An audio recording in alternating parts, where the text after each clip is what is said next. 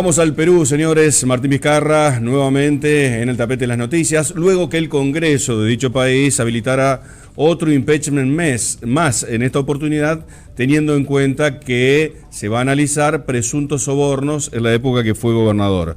Vizcarra, que viene sorteando hace poco tiempo justamente otro impeachment, por no conseguirse una mayoría especial, ahora tendrá que someterse nuevamente a la voluntad del Congreso, que es lo que va a pasar en esta oportunidad.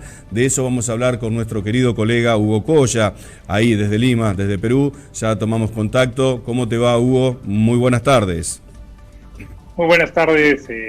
Un afectuoso saludo para ti y saludos para todos los televidentes del Explorador. Muchas gracias por este contacto, Hugo. No, gracias a ustedes por la comunicación. Hugo, quería preguntarte lo siguiente. A ver, acaba de sortear uno, lo sometemos a otro impeachment. La pregunta es, si bien está fresquito el clima, hablábamos ahí en Perú, el clima político no, está en efervescencia. Bueno, sí, es natural, como ocurre en todos nuestros países, cuando se convoca elecciones. Hay que recordar que tenemos elecciones acá en Perú para el nuevo presidente en abril, y ya están los candidatos en plena campaña electoral, ¿no? O sea, o los precandidatos, porque todavía los partidos están en elecciones internas, pero resulta de que el Congreso es un verdadero reflejo, un espejo de lo que ocurre en sus propios partidos, donde hay mucha efervescencia y donde además los actuales congresistas no pueden postular a la reelección por un mandato de un referéndum que el propio Vizcarra convocó. Entonces, evidentemente, esta clase política enardecida, mortificada, le está pasando la factura, le está cobrando la cuenta, ¿no? Es una venganza política. Y Vizcarra no solo, hizo una especie de abrazo de oso. O sea, yo termino mi mandato y conmigo también todos ustedes. Renovación política para todo el mundo. Eso no se perdona. Exacto. Claro, eso por un lado, pero por otro lado también, y no faltan argumentos en este segundo pedido de juicio político, de que hay argumentos bastante sólidos, bien, por lo menos, para una investigación profunda por parte del Poder Judicial, de la Fiscalía de la Nación. O sea, los elementos que han aparecido en la prensa, porque todavía están en preliminares las investigaciones judiciales, hay argumentos bastante sólidos de que eventualmente el entonces gobernador de la región de Moquegua, en el sur del Perú, una región muy pequeñita, pero que paradójicamente muy rica por los minerales, habría recibido, según testimonios de algunos colaboradores eficaces, había recibido sobornos en dinero contante y sonante durante su gestión como gobernador. Uh-huh. Entonces, incluso un ex ministro del anterior que era muy amigo de él, amigo de más de 30 años, según la prensa, uh-huh, se ha declarado colaborador eficaz y ha sido la persona que dice: yo fui el intermediario por el cual este señor recibió este dinero. O sea, que no son argumentos tampoco menores, ni acusaciones no sólidas, pero lo que llama la atención es que en menos de 2 meses, cuando además ya hay un proceso electoral a portas, no esperar a la conclusión de las investigaciones como correspondería en cualquier democracia, y ya el Congreso decida esta necesidad de un nuevo juicio político.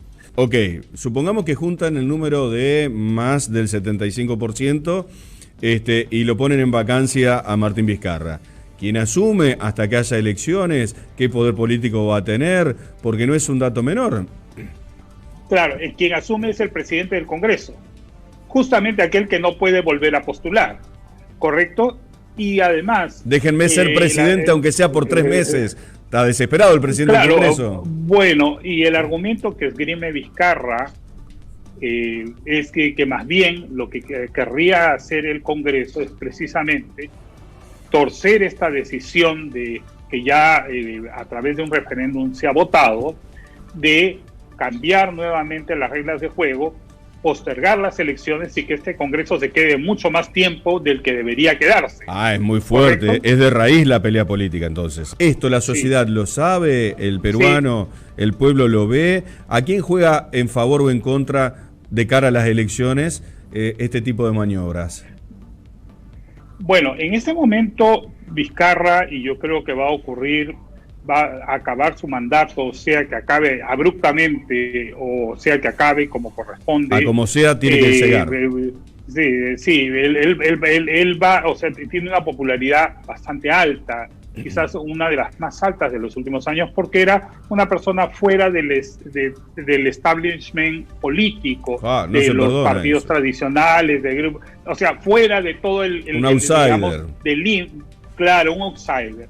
Pero jugó muy bien sus cartas porque tenía un Congreso adverso, el anterior lo cerró utilizando los mecanismos constitucionales. Algunos declararon que podía ser inconstitucional, pero el Tribunal Constitucional dijo que era legal lo que hizo, convocó a elecciones inmediatamente, y este Congreso, que supuestamente debería solo completar el periodo y que debería ser un poco más digamos, más amable con él, Vizcarra cometió un gravísimo error. Con su popularidad en alta, no presentó candidatos. Entonces, él no tiene ninguna bancada. O sea, él no tiene formalmente, claro, no hay ningún grupo, digamos, ningún partido, salvo algunas simpatías o afinidades, pero formalmente no hay, él no tiene partidarios dentro del Congreso que lo defiendan. Entonces, eso de estar solo contra el mundo peleando es un poco lo que se refleja también en las encuestas, ¿no? De que tú agarras y ves y tú sabes, es una cosa concreta del ser humano.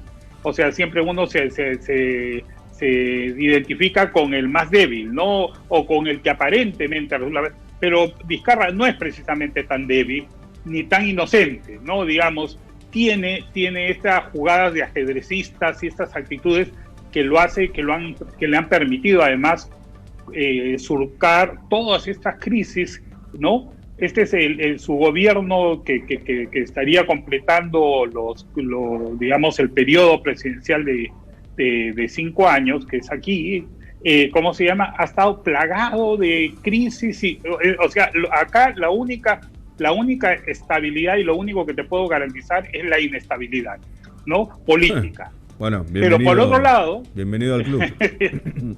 Claro, pero eso es por un lado.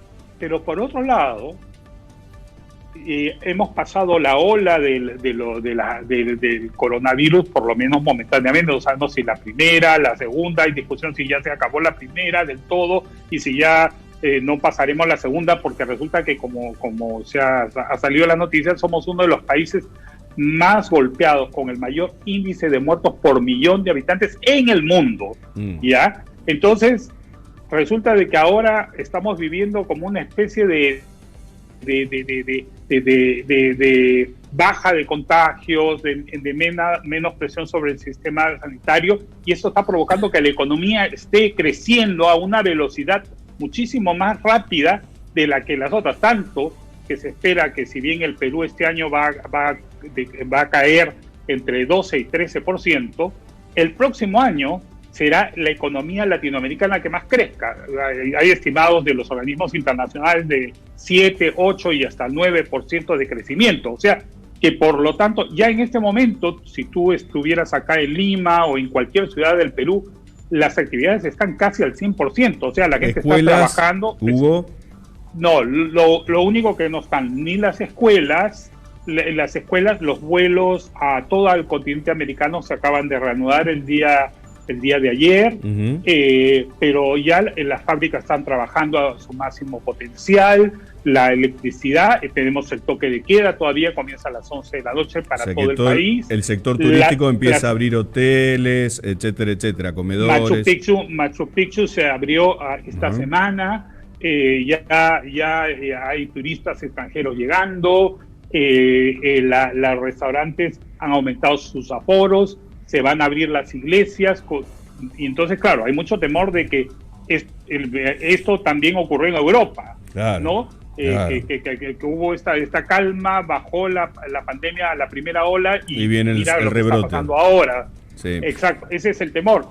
Pero también hay otros especialistas que dicen que más bien que como hemos tenido tal cantidad de contagios, tal cantidad de muertos, ya las posibilidades de una segunda ola son mucho menores, ya, y entonces eso permitiría que la economía peruana llegue o sea, no va a llegar inmediatamente al nivel que estaba antes de la pandemia, pero sí que de que sí hay un resurgimiento es evidente, ¿no? Bien. Crecimiento, facturación y todo, ¿no? Bien. Hugo, querido, te voy a pedir unos 5 minutitos y seguimos charlando porque es muy importante lo que estás mencionando, ¿sí?